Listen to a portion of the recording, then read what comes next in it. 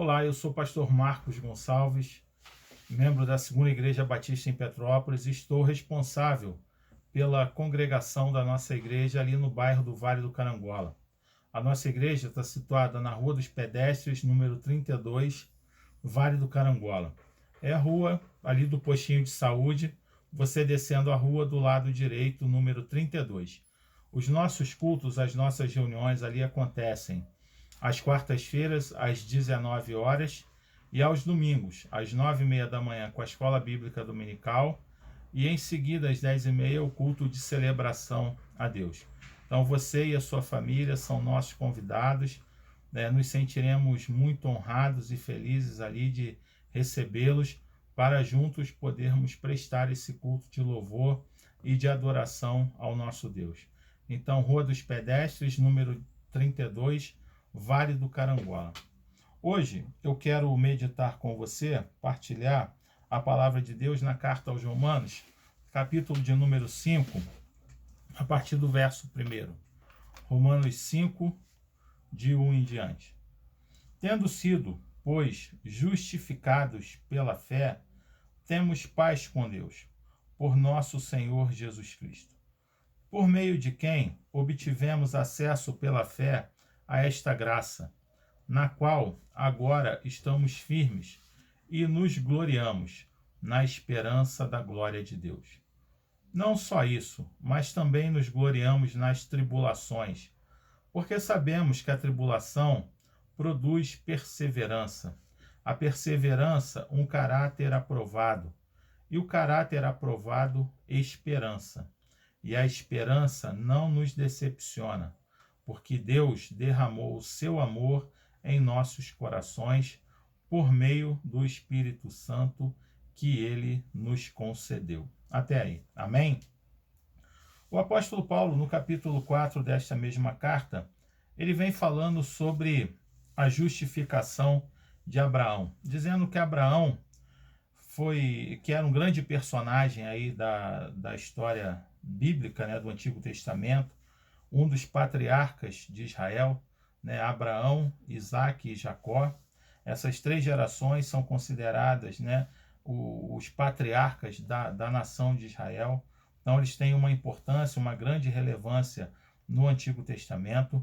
E agora o apóstolo Paulo ele está retomando essa história para dizer sobre o ato de Deus de justificar o homem e a mulher que confia nele como Deus, que foi aquele que ressuscitou a Jesus Cristo dentre os mortos.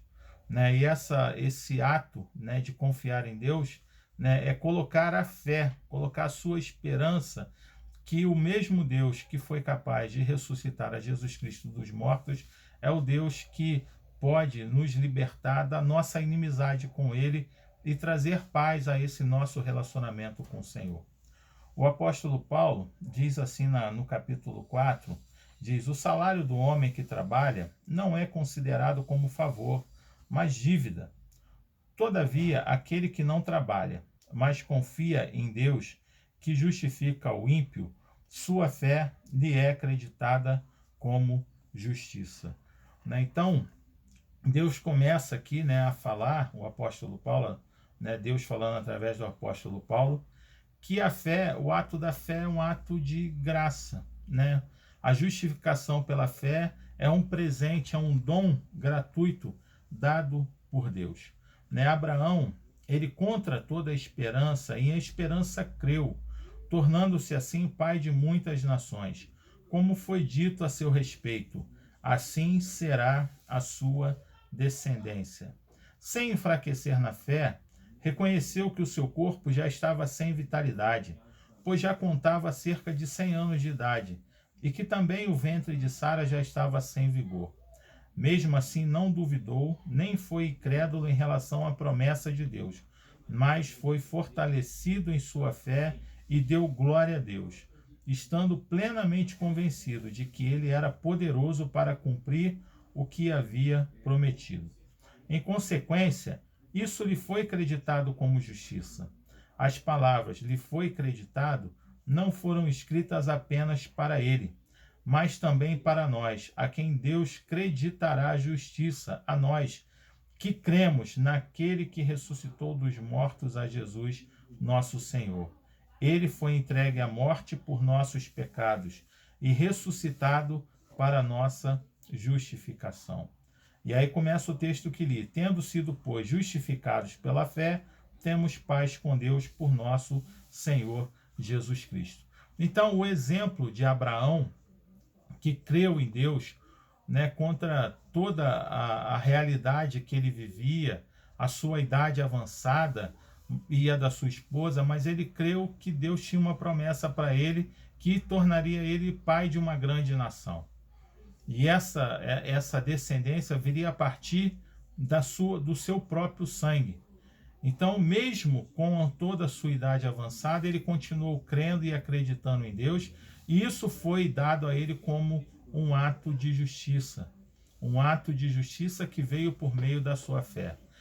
E Deus aqui está falando, né, que nós recebemos a justiça de Deus, nos tornamos justos diante de Deus, e a nossa inimizade com Ele, ela tem um fim quando nós cremos pela fé também, cremos com o nosso coração no Deus que ressuscitou a Jesus Cristo dos mortos, né? Jesus que morreu na cruz para pagar pelos nossos pecados.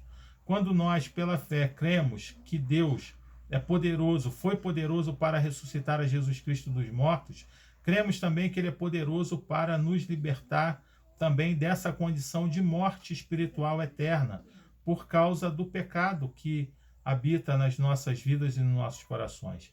E quando nós cremos pela fé que Deus é poderoso para nos purificar de todo o pecado, através da morte de Jesus, nós encontramos e temos paz com Ele, né? Acaba a inimizade que havia entre nós e Deus.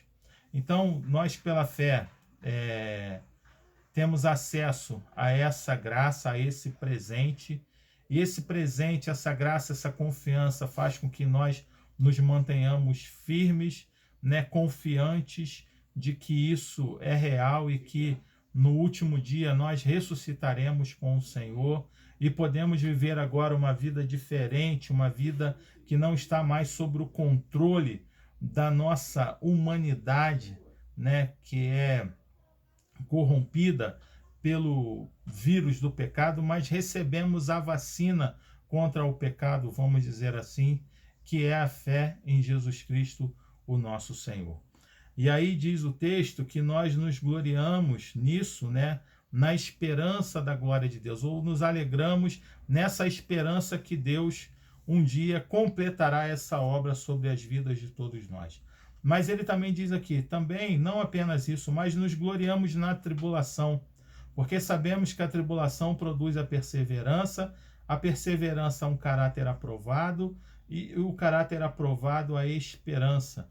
E a esperança não nos decepciona, porque Deus derramou seu amor em nossos corações por meio do Espírito Santo que Ele nos concedeu.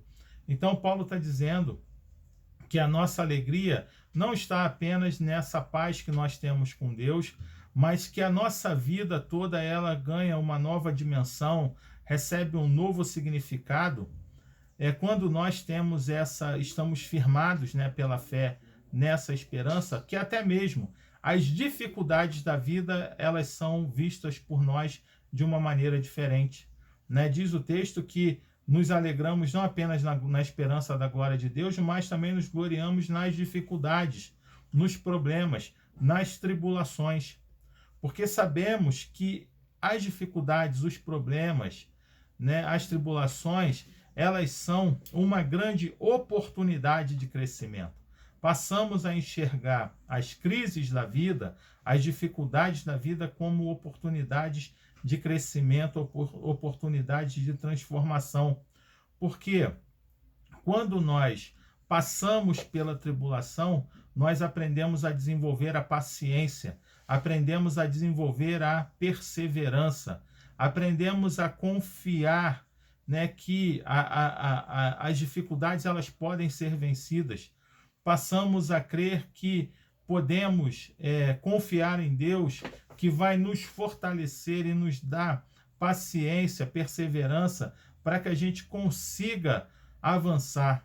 e não façamos aquilo que nós desejamos ou tomemos qualquer atalho, tentemos resolver as coisas do nosso jeito, dando um jeitinho que às vezes pode ser até um jeitinho que não é honesto, não é correto, não é legal. Porque olha só o que o texto diz, que a perseverança, né, a paciência desenvolve em nós um caráter aprovado. Ou seja, o nosso interior, o nosso caráter, ele vai sendo transformado também à medida que nós vamos passando pelas tribulações, pelas dificuldades. Nós não cedemos à tentação de tentar resolver as coisas de uma forma que não seja correta, que não seja a melhor, mas confiamos em Deus que Ele nos ajudará a passar por aquilo, e isso faz com que o nosso caráter ele seja transformado, ele seja aprovado, e desenvolve em nós a esperança, o caráter aprovado, a esperança. Ou seja, né, a paciência, né, a perseverança faz com que o nosso caráter seja transformado, seja aperfeiçoado.